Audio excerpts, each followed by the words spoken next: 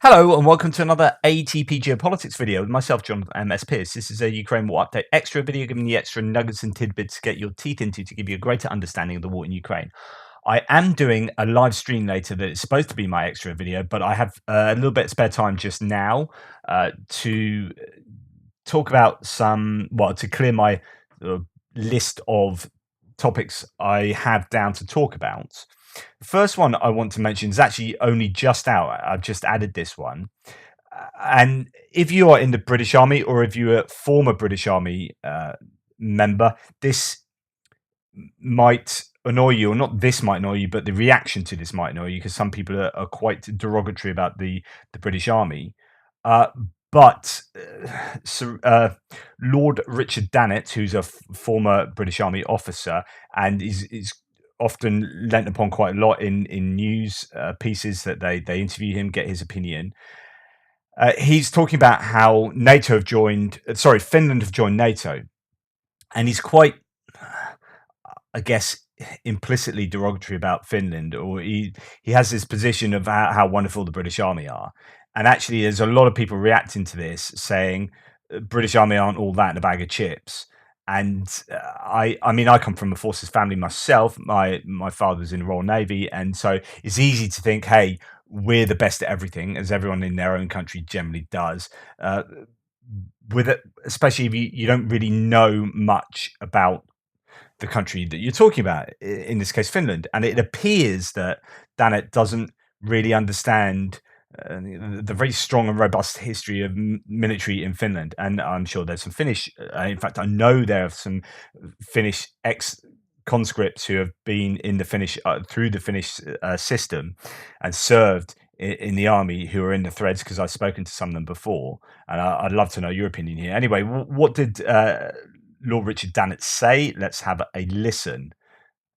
Here he is on Sky News. Well, it brings a lot of, I think, moral support is probably the right answer. I mean, Finland has for a long time guarded fairly jealously its neutrality, but as So to start off, it brings moral support, and that sounds a bit like that's the biggest thing that they're bringing. Oh, well done! Thanks for coming along. You're here for moral support. I can understand why people reacted badly to this. I think moral support is probably the right answer. I mean, Finland has for a long time guarded fairly jealously its neutrality, but has felt for its own reasons that it now wants to come under the NATO umbrella, and that's fair enough. Your question is, what does it bring to the rest of NATO? And that's fair enough. I mean, it's all a bit like underplaying this. In physical and military and hardware terms, at this stage, not a lot.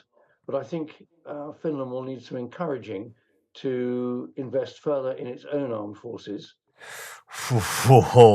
Right. The reason why this is so controversial, and I can really see this, is that the British Armed Forces is woefully underinvested in, and he's saying, they're not really bringing a lot. They need to invest a lot more in armed forces. Hang on, you what? And that will bolster the overall capability of NATO. But yes, the implication behind your question is fair. We have now taken on additional liability for an additional 810 miles of frontier with Russia. But I believe, and many people believe, it's the right thing to do. The Finns think it's the right thing to do. And personally, I'm pleased it has now happened. So there you go. That is his kind of underwhelming response as to Finland joining NATO. Thomas C. Tyner, who's a former artilleryman himself, British Army, and he's stinging about the British Army. So I'll be interested to see if you're former British Army or President British Army, what your thoughts are, or whether there is this general opinion that, hey, we're better than everyone else type thing that kind of culturally infuses every country to some degree, but Britain as a post-imperialistic nation, possibly a little more than others. But then, am I actually falling into that myself there in saying, oh, we're even more superior feeling than you. It's like that's a form of superiority itself. But you know what I mean. There I am crushing my own words as they come out. The British Army is one of the worst organised, worst led, worst equipped armies in Europe, with unusable reserve units, while the Finnish army is one of the best in everything.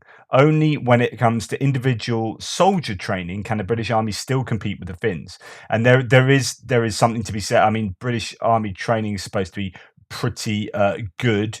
I'm gonna just want to go to the actual Sky News tweet here, because there's quite a few people reacting. I know these are just randoms on the internet, but some of these are people of renown. Henry Bolton, OBE here. A lot of these people are actually, you know, very staunchly British people saying, actually, no, he's got this wrong. Lord Danet clearly doesn't know what the armed forces clearly doesn't know the armed forces of Finland very well. I do. I worked with them for 12 years. I wouldn't want to mess with them. There are no better fighters for the forests of Scandinavia. Remember the Winter War when Finland took on the Soviet Union. With all due respect, I think the gentleman in question seems to have limited knowledge of Finnish military capacity, and then all sorts. You know, he must be confusing Finland with another country, because that's a wrong take on Finnish military capability. Embarrassing performance from a former professional. Clearly, he has nothing of value to add to conversation anymore. It is best to stay in retirement and focus on a garden instead. Justin Bronk, who, you know, he knows his onions, as Dom Nichols would say. This is an exceptionally poorly informed set of statements. Finland is the best example of what good, strong national defence looks like in Europe. Puts our capability, resilience, doctrinal coherence, spending, and readiness to shame in many areas. And it just goes on and on. It's just people absolutely hammering Danet online here. He's getting a right raking over from people within Britain and Europeans, and it's just a really poorly judged. Well, it's an incorrect opinion. I would argue. Now, this is a piece from the Wilson Centre. Finland's contribution to NATO, and this is written back in November last year, strengthening the alliance's Nordic and Arctic fronts. And it sort of talks about what the benefits of Finland joining NATO might be. There are three key areas where Finland could make significant contributions to the alliance. First, on resilience. Finland's conscription-based reserves total 900,000. Like, Britain's got nothing compared to this, right? We are nowhere near this kind of combat experience or military experience within our general population. With a wartime strength of 280,000, Finland has a robust civilian defence infrastructure built upon a national comprehensive security strategy, the civilian total defence, that could be activated in the event of crisis and war. Now, bear in mind that the UK as well has a massive population compared to Finland. You know, we've got 70 odd million. I don't know what their populations, but it's smaller than the UK. It encompasses, the piece continues, among other factors, society-wide food and fuel reserves for at least 6 months in strategic stockpiles and bomb shelters for the urban population. Finland's civilian total defence apparatus was created as a direct consequence of repelling the Soviet Union's full-scale invasion in the 1940s. These strategic stockpiles were tapped into during the COVID-19 pandemic, demonstrating their usefulness. Resilience is a combination of capabilities and a state of mind. Finland's ethos of preparedness offers a model for NATO member countries to emulate to withstand challenges in the 21st century. So it's not like, oh, you're along for moral support. We should be emulating you. It's just deeply, deeply problematic, Dana. It just annoys me because it doesn't make, you know, the UK look good with those kind of opinions. Second, as a technologically advanced nation, Finland hosts various industrial grade IT capabilities, including 5G telecommunications, cybersecurity.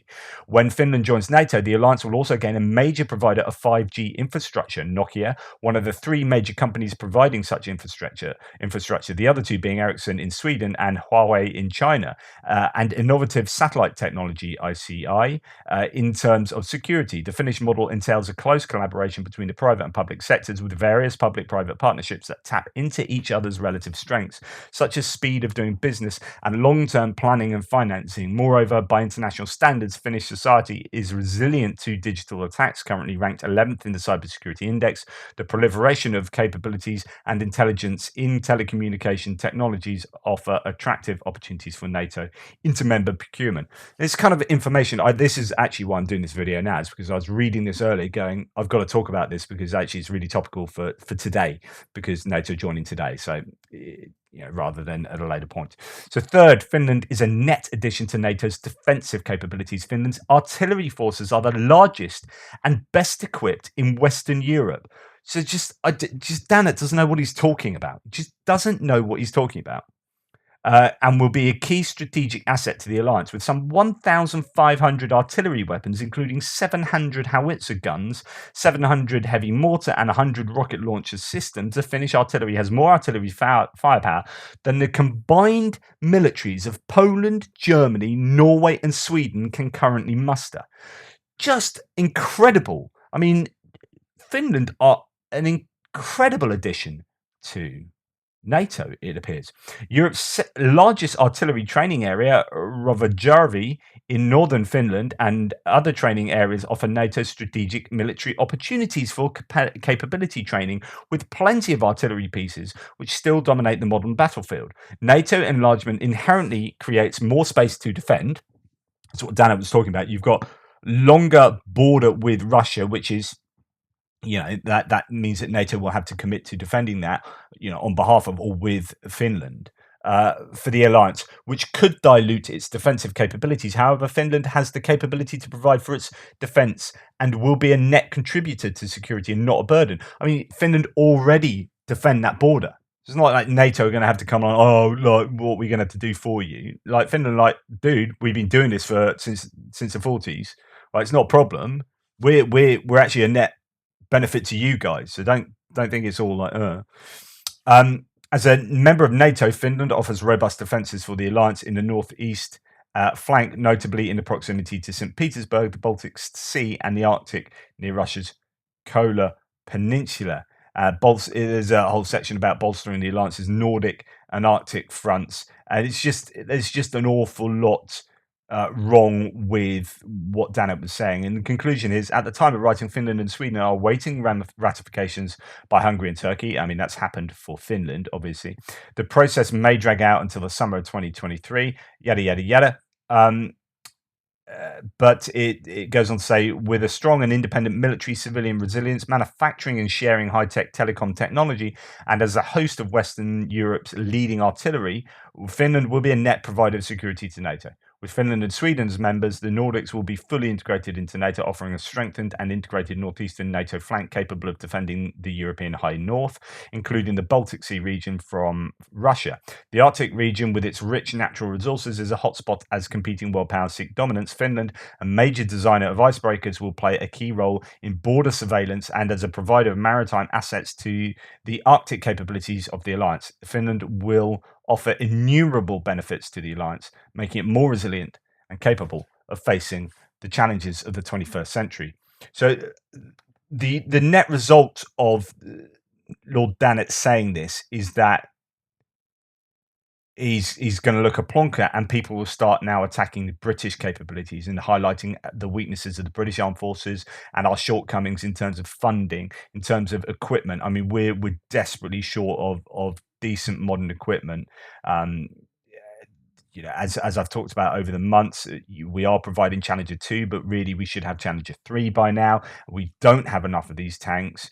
We don't have enough artillery pieces. We don't have enough ammunition. We don't, all of the problems that this war is highlighting are there for everyone to see. By downplaying Finland against the UK, I think Dannett is not doing himself any favors. Right, Michael Kofman, who has a few thoughts.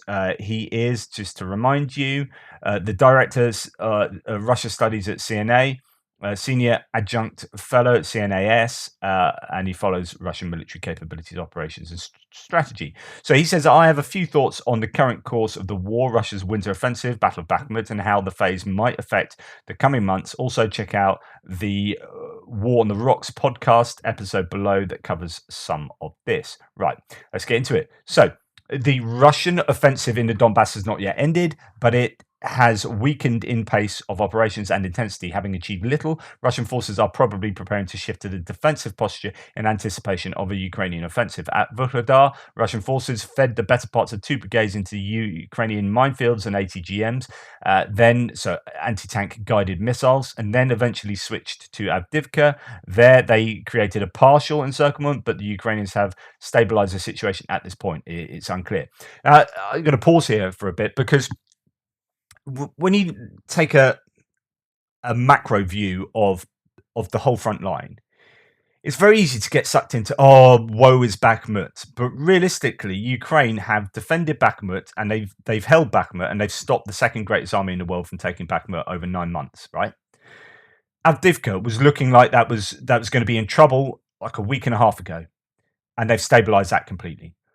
Vuhledar, Russians didn't even come close. So actually, it's easy to concentrate on the micro and lose sight of the big picture. The big picture is Ukraine have done a phenomenal job over the winter months of defending their lines against Russia, whilst, and this is a super important part, whilst training a vast number of people in maintenance, in combined arms maneuvers, in the offensive guard, who are going to be coming in after the areas are liberated to help sort those areas out. So you just vast, like tens of thousands of people are being trained up. So they've ring fenced those people to be trained up, not sent them to the front line. They've got a whole load of new equipment coming, and all the while, without using that equipment and without using that capacity, they have defended the front lines. Now, you could say they have sacrificed people's lives for that. Yes, they have. That is what has happened. But those people are kind of heroic in the fact that Bakhmut still stands as the Ukrainians still hold Bakhmut, they still hold Avdiivka, and nowhere else has been remotely threatened, really. So I think that's a resounding success. And yes, I'm pro-Ukrainian, but like if I was pro-Russian, I'd be flailing at the moment because well, what can you draw from the last 6, 7, 8 months? What positives can you take? Really, what can you take? They're clinging on to this. Oh, Bakhmut will fall, then it all fall like dominoes. No, it won't. It absolutely won't. And I'm going to show you another map. But it just won't, right? So stop spreading your nonsense on my threads or elsewhere. You're lying to yourself and you're lying to everyone else. Right? Look at the size of Bakhmut. Where even is it? There, Bakhmut, a tiny little place, hasn't fallen in 9 months. Look at the size of Ukraine. Oh, it'll be dominoes all the way to Kyiv. No, it won't. Just stop being stupid. Like, if it's taken you 9 months to not take Bakhmut, Chasiv Yar right next door is even more defensible. Arguably, it's on a hill, it's got marshes around it, and they pretty much built a fortress around there. And then you got Konstantinivka, Druzhkivka, Kramatorsk, Sloviansk. Each one of those is another Bakhmut. Oh, it'll fall like dominoes. No, it won't. It's just an assertion. That which can be asserted without evidence can be dismissed without evidence. Hitchin's razor. Go and look it up. Right. Anyway, sorry, I'm getting ranty. Stop it. Calm down. Right. Other battlefields, Kremna to Liman. Okay, no, I've missed one. Sorry. Many of the complaint videos seem to come from around Avdiivka, where Russian mobilized territorial troops have been assigned to the DNR's corps. These are complaint videos from the Russians. They are being rotated onto the battlefield, probably in battalion or company-sized elements, and thrown into infantry assaults. Other battlefields, Kremna to Liman, Bilorivka, Mariinka, could be summarized as seesaw battles where Russian forces have struggled to attain an advantage. Overall, Russian force quality appears insufficient to restore offensive potential. Hence, most attacks are by the VDV, the airborne troops, or the naval infantry, the Marines. These are supposed to be crack troops, but they're just being used for general warfare at the moment, as I talked about earlier today. Consequently, the Russian offensive is going about as poorly as expected. The question is, how much will Russian forces exhaust themselves and be forced to ration ammunition? Putin has publicly commented on artillery ammunition constraints, forcing them to limit use.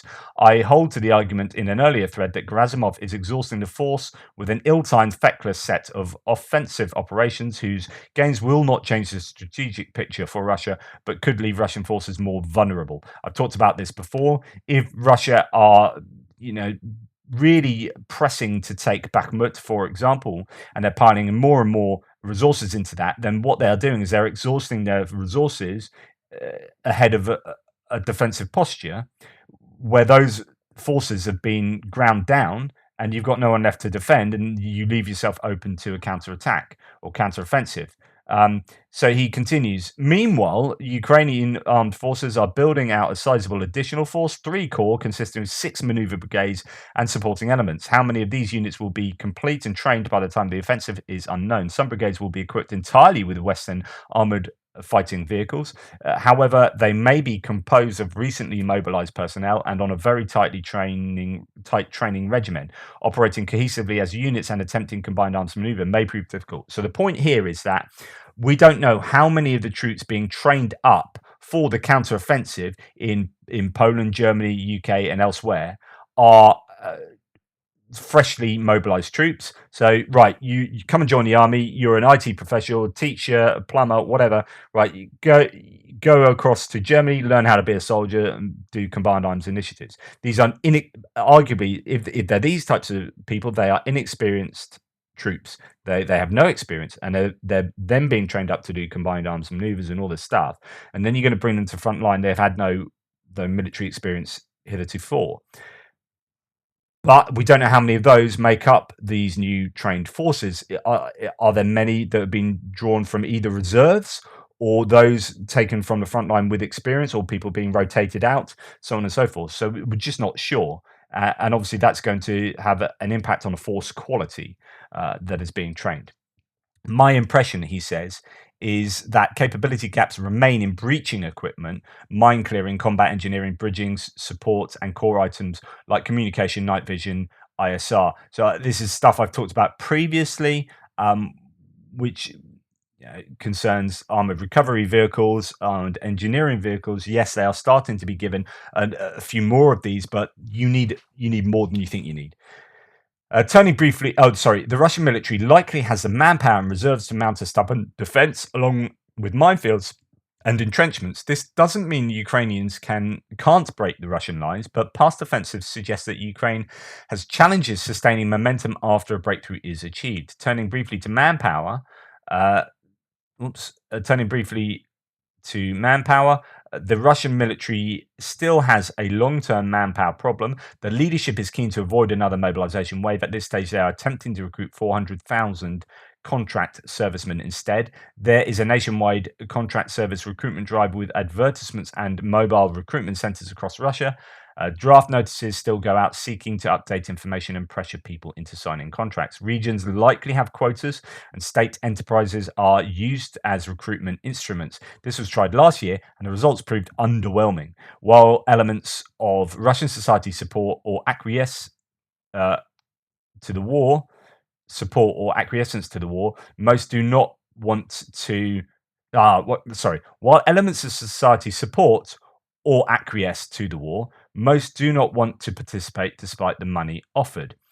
Grammar. Hence, I suspect that to rotate forces and replace losses, Moscow will resort to mobilization once again later this year. My guess is that if there is another mobilization wave, then it will be summer or autumn, depending on what happens on the battlefield. Russia has just begun processing the biannual conscript intake, enrolling 147,000, a significant increase compared to recent years. For more on this, check out CRT's recent posts. Turning to Bakhmut, over the last couple of weeks, Russia has changed its approach, advancing northwest of the city towards the water canal and into the city itself along 3 sides. While the Ukrainian forces have not been encircled, the situation remains precarious and unstable. The reason why Russia changed its approach is unclear. Inability to sever the supply route, force exhaustion, concern over exposed ranks, infighting between Wagner and general staff, or concerns about committing reserves and getting fixed at Bakhmut as Ukraine's spring offensive looms.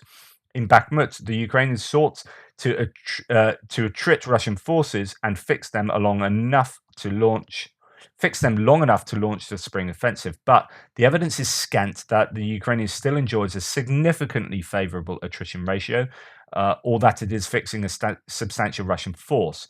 there are just unknowns really as to what the attrition ratio is. There are claims from the Ukrainians, and my understanding would be that it still must be beneficial for them. Otherwise, it wouldn't be there.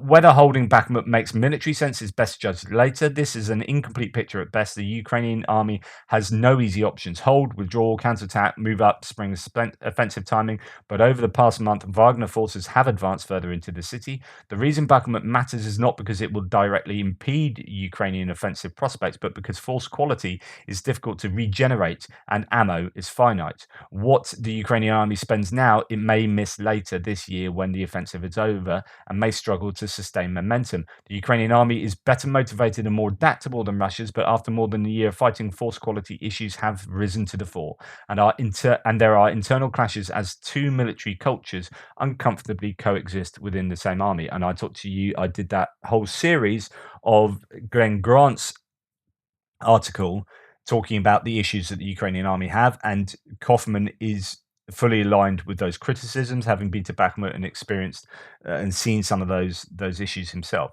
He says the Ukrainian army cannot afford to be profligate because what follows a series of successful offensives could prove similar to the attritional period from December to February. Even if an outright military victory is achieved, the war may continue as a cross-border war of attrition. To get past short-termism in the conversation, it is important to consider what will follow Ukraine's offensive. The US and European countries can sustain Ukraine's war effort, but may not be able to provide a decisive military advantage over Russia for some time after this period. Consequently, the Ukrainian army has a critical window of opportunity which will set expectations. The Ukrainian army has consistently overperformed while Russian forces underperformed relative to expectations. Hence, I'm cautiously optimistic but concerned about the uncertainty on what will follow.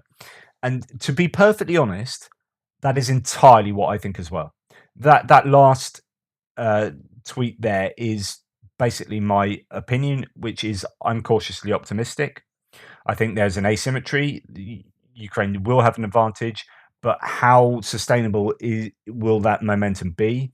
And after they break through, how much territory can they gain in how much time before we get back to an attritional phase that will not, it won't really benefit either side. But yeah, that's basically where I'm at. Anyway, what are we doing for time? Goodness me, it's 26 minutes already. Okay, here I talked to you about a Ukrainian Russian Orthodox Church priest who attacked with some others a veteran who was heckling about the war in a church service. And here's a sort of similar one outside of church: the difference between Ukrainian younger and older generations. Soviet influenced elderly people and true believers of the Ukrainian Orthodox Church in Lviv shout to a protester that Ukraine started the war. One of them even called himself Russian. So here you've got a young person protesting the war, an older person not agreeing with that. I obviously don't know what is being said here, but you can see that the difficulty in Ukraine. I mean, this is in Western Ukraine, in Lviv, right? There's a cultural shift that correlates with age. It appears, but imagine this in the east of Ukraine.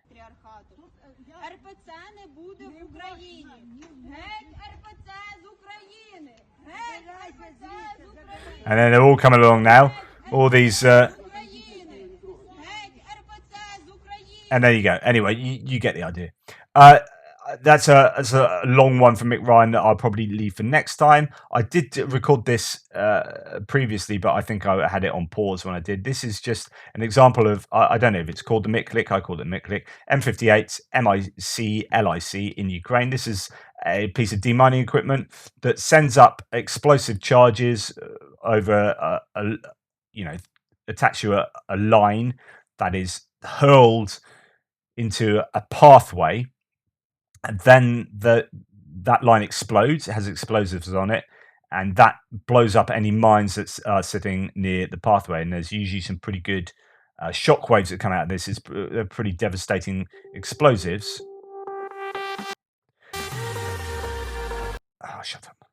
And as you can see there, that means that once that explodes, the mines are hopefully cleared, and then you can drive down that pathway. Sometimes you might get some plows going in afterwards just to make sure that there is a clear pathway.